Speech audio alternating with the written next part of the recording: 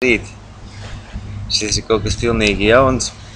Es atradu savā datorā kameru. Viņa strādā.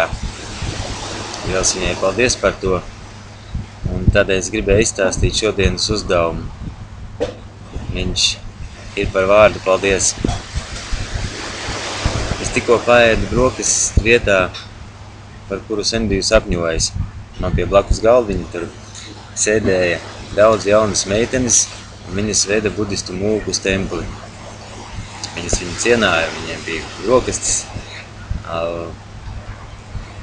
Viņi ēda, priecājās, sarunājās, iedza man ar aci, kas man ļoti patika.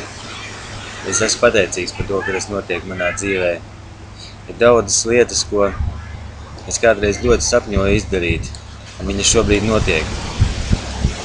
Lai viņas notiktu tālāk, un notiktu daudz, sakiet paldies viņām par to, katru dienu. Ja ir kaut mazākais prieciņš, kaut drusciņ tas, ar ko es varu lepoties, stiprinot to, sakiet viņam paldies. Pateicieties par lietām, pat kuras jums vēl nav, tad viņas iegūs spēku. Ja kāds dara pāri, tas ir sirdsdarbs, bet sakiet viņam paldies.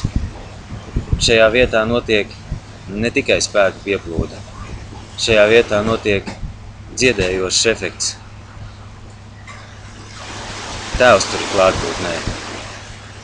Vienalga, ko jums būtu nodarījis šis cilvēks, pasakiet viņam paldies ar sirsniņu. Tā ir veselīta, un viņai bija tiesības tur būt. Tad viņš iegūs brīvību, un jūs iegūsiet brīvību. Jums abiem būs un pienāksies spēki par to. Tā ir tieši tā spēka sadaļa, kas ir nepieciešama tevai dzīvei, tavām uzvarām, tavam spēkam.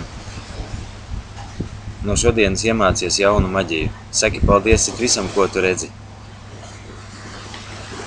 Katram notikumam, katram cilvēkam, katrai uzvarai atceries dzīves laikā visu, kur esi uzvarējis, kur esi jūties labi un laimīgs. Un saki paldies par to, ka tas dzīvē ir bijis. Jums vēlas grožus. Savelc jostas dzīve, tad mainīsies, un viņa mainīsies ļoti stipri. Paldies!